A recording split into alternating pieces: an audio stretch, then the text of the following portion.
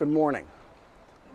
A common frustration among expats who live and work in China is how our leadership and policymakers in our home countries are so unaware of what the realities are. Now, thankfully, that frustration is much more universal and more widely shared. Last week, the whole world saw that, in the United States at least, there is nobody in charge. What was a long night of total confusion by our president was, for everyone else, moments of perfect clarity. Nobody is flying the plane. The panic among Democrats, his party, is that he may be unable to campaign effectively to be able to keep his job. The panic for everyone else in the world is that the United States doesn't have a functioning government at all. And that explains a lot. It explains a lot of things that are now obvious in retrospect. And at the very least, it helps explain why the sanctions against China and against Russia, could also say, have been a total failure. And not merely a failure, but effects achieved were the opposite of everything that was intended. Export curbs on Chinese semiconductors, sanctions against Russian oil and gas companies. These are not only failures, but they made the Russian and Chinese companies much stronger than they were before. Bloomberg just dropped a report a few hours ago, and it's an analysis of how the Chinese are spending less for research and development than we are, but they seem to be getting much more out of it. They get much better return on their investment than we are. It has this bit at the end, which was so good, we're going to use it again and again. If you put an animal into a tough live or die environment, he may die, or he may eventually adapt and become a ruthless predator. That's what we did with Huawei and the Chinese tech companies. Instead, give the animal an easy time, put it into a zoo, and he becomes prey if released into the wild. That's also what we're doing with our own companies. Now, Huawei is killing everyone, gobbling up market share and pushing into new markets they weren't even in before. Not only is Huawei not bankrupt, they're now putting our own companies out of business. The Diplomat from 2 days ago, they did a solid analysis too that's here. And here's a tip for all of our viewers. Whenever you see the word despite, change it to because of, and it's no longer a question. So this one should be called How Huawei is Growing Because of Heavy US Sanctions. For the past 5 years, we've had sanctions against them, and Huawei has just grown bigger and stronger than ever before. Huawei has replaced foreign suppliers in their supply chains with domestic suppliers, Chinese suppliers. They're becoming self-sufficient in tech and expanding product lines and grabbing markets from US companies. ICT is information and communications technologies, which include everything from semiconductors to smartphones and computers to cloud. Huawei buys parts of smaller companies that are key suppliers. Their investment arm, Huawei, started in 2021 and now owns pieces of 107 suppliers. These investments include photolithography, gallium nitride, which China just learned is a very low-cost substitute to our chemicals. Huawei was buying photoresist chemicals from Japan, and now they make their own, Huzhou Chemicals.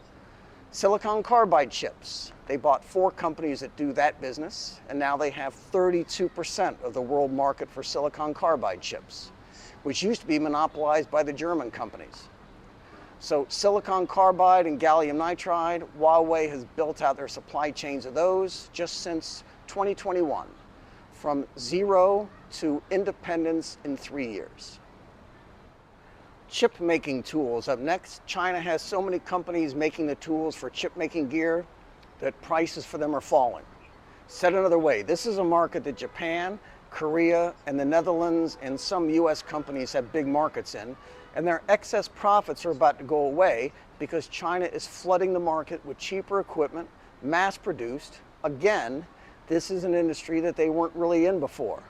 They were happy buying tools from us. Then we shut down exports for a lot of it, so they went out and built their own industry. Software.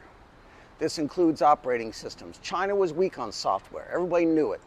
Yet suddenly, Huawei's Harmony operating system is the second biggest in the world. They passed Apple earlier this year, and they're moving up on Android. Huawei's consumer products chief says that they did in 10 years what took our companies 30 years. Lots of this comes from how Chinese consumers reacted to our sanctions with a patriotic fervor. Again, this is something that every person in China noticed. We saw it ourselves, and we had a strong idea that Apple was going to be in trouble in the Chinese market. Now Apple needs to cut prices. Huawei and the other Chinese brands are taking Apple's business. And in Huawei's case, they don't have to discount to take Apple's business. Huawei Pura, for example, is a premium offering. So Huawei doesn't need to compete with Apple on price anymore. They're competing on quality.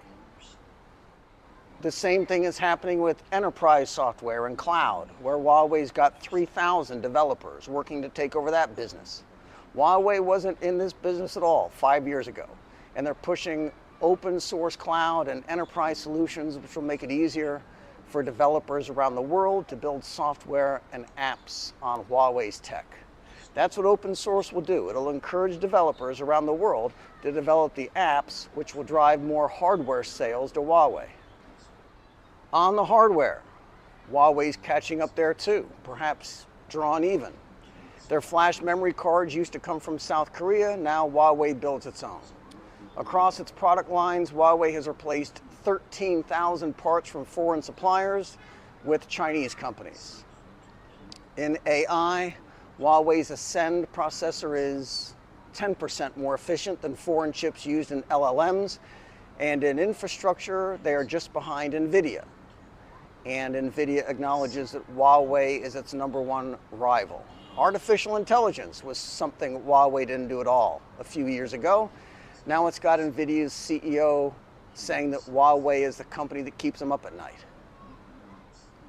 We can see for ourselves that the sanctions and export restrictions have had the complete opposite effect of what was intended.